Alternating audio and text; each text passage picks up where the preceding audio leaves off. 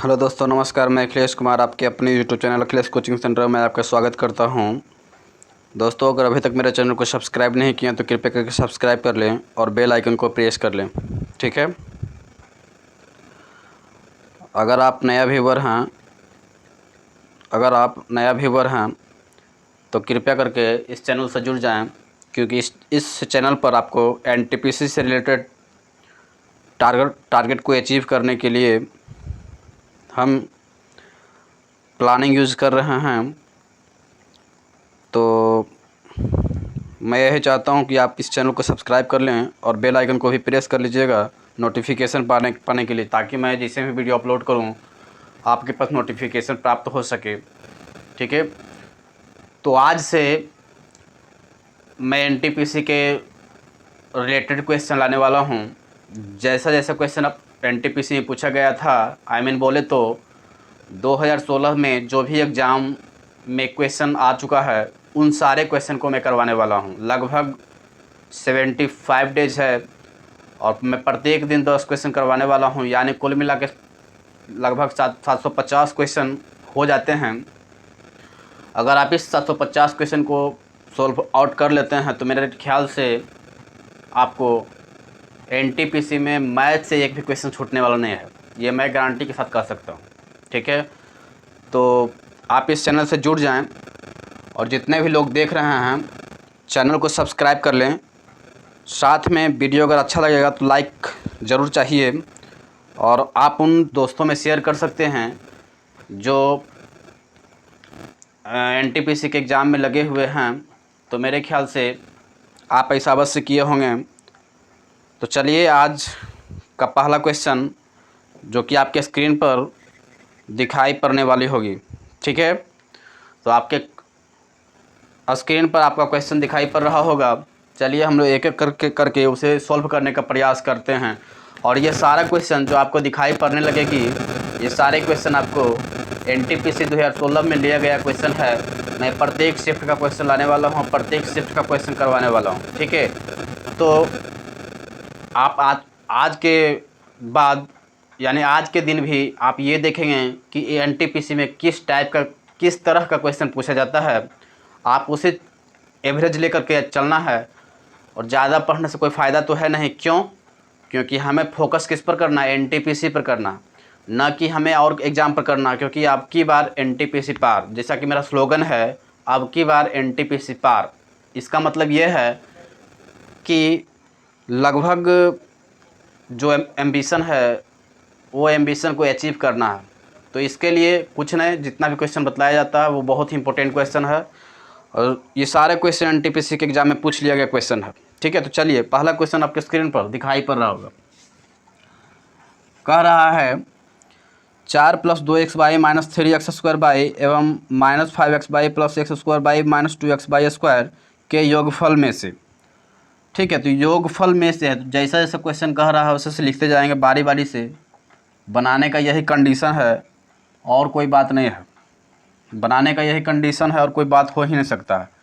जहाँ जहाँ है कोफिशिएंट और वेरिएबल के साथ लिखिए, ठीक है। +x² +x² -2x² जहाँ जहाँ कोफिशिएंट है उसी के सामने लिखना होगा। अब इसको जो योगफल कर रहा तो जोड़ दीजिए। जोड़ने के लिए कुछ नहीं करना पड़ेगा। माइनस में हमें साइन चेंज करना होगा, प्लस में हमें कोई तरह की दिक्कत नहीं है, सिर्फ जोड़ते जाना है। 2 में से -5 जोड़ेंगे, कितना बचेगा? -3 बचेगा, ठीक है। अब ये क्या होगा, -3 में से 1 गया तो -2 हो जाएगा, और ये -2x², ठीक है। ये है। अब क्या कह रहा है आगे कह रहा है 6x² -9x² + 3x -5 का व्याकलन कीजिए। मतलब घटाना है, इसको क्या करना है, घटाना है। तो घटाने में क्या करना, सिंबल को चेंज करना पड़ेगा ना। सिंबल को चेंज कीजिए, देखिए करते हैं क्या है। 6x² कहाँ पर यह है, आप प्लस में है 6x², तो प्लस है तो माइनस लिखना पड़ेगा, -6x² हो जाएगा। -9x² तो +9 हो जाएगा। जहाँ माइनस रहेगा वहाँ प्लस हो जाएगा, जहाँ माइनस रहेगा वहाँ पर क्या हो जाएगा, प्लस हो जाएगा। चूँकि यहाँ -9 था एक्स बाई स्क्वायर, तो ये प्लस हो गया। अब प्लस 3x बाई है तो माइनस 3x बाई हो जाएगा। अब -5 है तो +5 हो जाएगा। और कोई बात थोड़ा है, अब यहाँ जोड़ना पड़ेगा। जोड़ दीजिए, 5 और 9 हो गया, -6x बाई हो जाएगा, -8x स्क्वायर बाई ये क्या हो जाएगा, +7x बाई स्क्वायर। अब देख लीजिए ऑप्शन कहाँ पर ये है, ऑप्शन कहाँ पर ये है, ऑप्शन देखना पड़ेगा, ऑप्शन देखना पड़ेगा। तो ऑप्शन मिला लीजिए आप। 9 है प्लस क्या है, -8x स्क्वायर बाई +7, यानी ऑप्शन नंबर सी है। तो क्या आप ऑप्शन नंबर सी दोगे? क्योंकि एनटीपीसी इस बार जो 2016 में एग्ज़ाम में पूछा गया है, ये सारा क्वेश्चन आपको हिला कर रख देगा। मतलब बोले तो कि इसमें 50% व्यक्ति ऐसे होंगे, 50% से ज़्यादा मैं बोल सकता हूँ, 50% नहीं बल्कि इससे ज़्यादा बोल सकता हूँ कि इसमें फंसने वाला क्वेश्चन होता है। क्यों?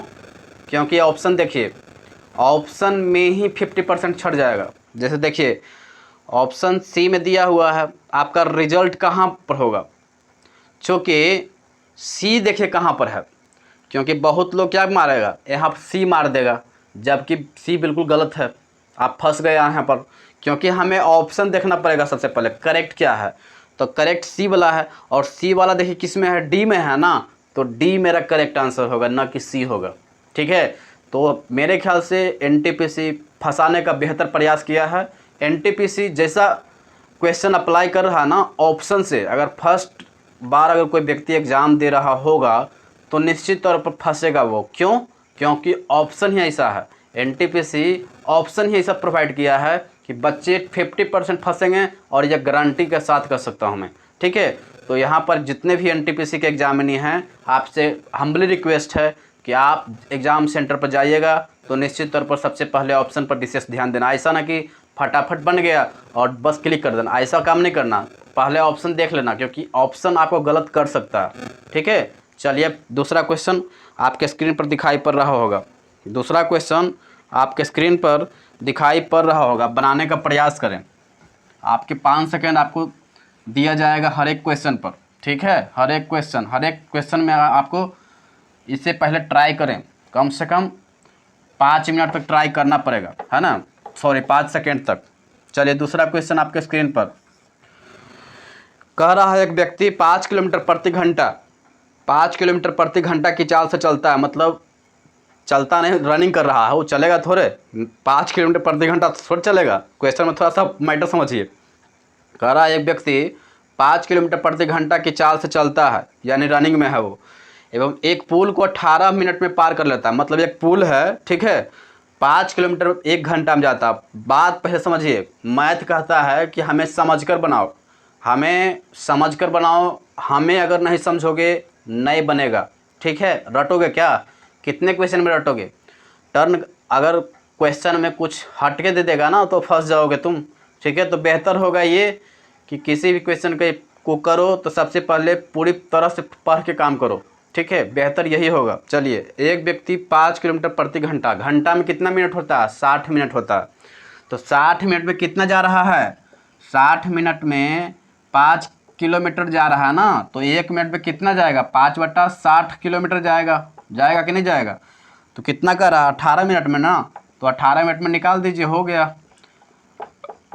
इसको कट्टा कुट्टी कर देते हैं तो छोटिया 18 हो गया, छोटा है कि 10 हो गया, 5 दूना 10 हो गया। अब ये क्या हो गया, 3/2 किलोमीटर ना, तो किलोमीटर को क्या करोगे, मीटर में करोगे तो 1000 से मल्टीप्लाई करना पड़ेगा। क्यों? क्योंकि 1 किलोमीटर बराबर कितना होता है, 1000 मीटर होता है। तो 500 से कट गया ना, तो 5 दिया 1500, यानी 1500 क्या मीटर, 1500 मीटर आपका क्या हो गया, करेक्ट आंसर हो गया। 1500 आपका करेक्ट आंसर। ऑप्शन क्या है आप बताओ, ऑप्शन क्या है, ए क्या, ऑप्शन ए दोगे, बिल्कुल गलत। ठीक है, ए पर देखो है कहाँ पर, बी में है ना, तो B is my correct answer, B is my correct answer. तो इस तरह से आप आसानी से कर सकते हो, बट थोड़ा सा जो है वो ऑप्शन देख के काम करना पड़ेगा। तीसरा क्वेश्चन आपके स्क्रीन पर बस दिखाई ही पड़ रहा होगा। चलिए बनाइए, इसको क्वेश्चन हल कीजिए। तीसरा क्वेश्चन इज ऑन स्क्रीन, तीसरा क्वेश्चन ऑन द स्क्रीन। कह रहा है कि एक समद्विबाहु, समद्विबाहु का मतलब क्या होता है पूरी तरह समझना चाहिए पहले। समद्विबाहु मतलब वो त्रिभुज जिसका दो भुजा समान होने चाहिए, ठीक है। दो भुजा क्या होना चाहिए, बिल्कुल समान होना चाहिए। अगर दो भुजा समान है ना तो वो समद्विबाहु होता है, ठीक है। चलिए, समद्विबाहु त्रिभुज में समान कोणों की सम्मुख भुजा, सम्मुख मतलब क्या होता है, सम्मुख माने आमने सामना, सम्मुख मतलब क्या होता है, आमने सामने की भुजा होना चाहिए। वो क्या दिया हुआ, तो x का मान तो सिंपल है, ठीक है। मान लीजिए कि सम यही होता है ना, समद्विबाहु क्या यही होता है, ये दोनों बराबर है। अब इसका एंगल दिया हुआ, भुजा दिया हुआ है ना कितना 3x + 3 और ये 2x + 5 दिया हुआ है, तो ये दोनों तो बराबर होता है ना, तो बराबर कर दीजिए, हो गया। इसमें कोई बात ही नहीं है, 3 में से 2 गया 1 हो जाएगा, 5 में से 3 गया 2 हो गया। x बराबर कितना हो जाएगा, 2 हो जाएगा ना। तो ऑप्शन देख लीजिए, ऑप्शन कितना है, ऑप्शन डी, ऑप्शन डी, ठीक है। तो ये करेक्ट हो जाएगा, option D is correct, option D is correct. Next question आपके स्क्रीन पर दिखाई पड़ रहा होगा, और ये सारा क्वेश्चन इजी जरूर है बट क्वेश्चन पूछा गया क्वेश्चन है, आपको इसी तरह का क्वेश्चन पूछा जाएगा एनटीपीसी के एग्जाम में। आप जैसा क्वेश्चन करवा रहे हैं ना, यही क्वेश्चन पूछा गया था 2016 के एग्जाम में। आप कहोगे तो टफ क्वेश्चन लाऊंगा, बट कोई फ़ायदा है क्या, जैसा क्वेश्चन पूछा जा रहा है ना वैसा क्वेश्चन हल करोगे ना। फालतू क्वेश्चन करने से क्या फ़ायदा, क्योंकि हमें तो निकालना है एनटीपीसी का एग्ज़ाम, हमें तो कोई यूपीएससी का एग्ज़ाम निकालना नहीं है। मेरा टारगेट अब की बार एनटीपीसी पार, मतलब एनटीपीसी का एग्ज़ाम क्वालिफाई करना। इसके लिए क्या करना है, इसके लिए बस यही करना है कि जितना भी 2016 के एग्ज़ाम में पूछा गया क्वेश्चन है उन सारे क्वेश्चन को हल करना, ठीक है, वही कर रहे हैं। नेक्स्ट क्वेश्चन आपके स्क्रीन पर दिखाई पड़ रहा होगा। चलिए, कह रहा है यदि दो संख्या है का गुणनफल मतलब गुना करना, योगफल मतलब जोड़ना, तिगुना मतलब 3 गुना के बराबर, हो गया ख़त्म, कोई बात ही नहीं है। तो x गुने बाई हो जाएगा ना, x गुने बाई बराबर योगफल यानी x + बाई, तिगुना है तो 3 से मल्टीप्लाई कर दीजिए, ठीक है। अब एक संख्या दिया हुआ तो 12 ले लेते हैं, बाई बराबर 3x + बाई। अब 3 चौक 12 हो गया, तो बाई को इधर करिए तो कितना होगा 3 बाई, 3 बाई बराबर कितना हो जाएगा, ये 4 बाई है, ठीक है। देखिए ये तिगुना था तो 3 चौक 12 हो गया, ठीक है। अब ये 4 बाई बराबर x, ये क्या हो जाएगा,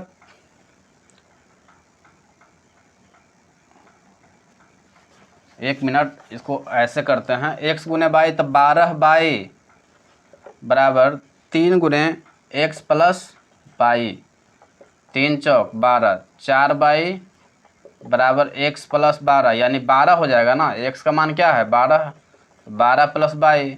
अब बाई को इधर करेंगे तो 3 बाई बराबर 12, तो बाई बराबर 4, बाई बराबर क्या है 4, ठीक है। थोड़ा सा इक्वेशन समझ के करना चाहिए, ठीक है। तो बाई बराबर क्या हो गया, बाई बराबर 4 हो गया, तो ऑप्शन नंबर कितना हो जाएगा, ऑप्शन नंबर सी हो जाएगा।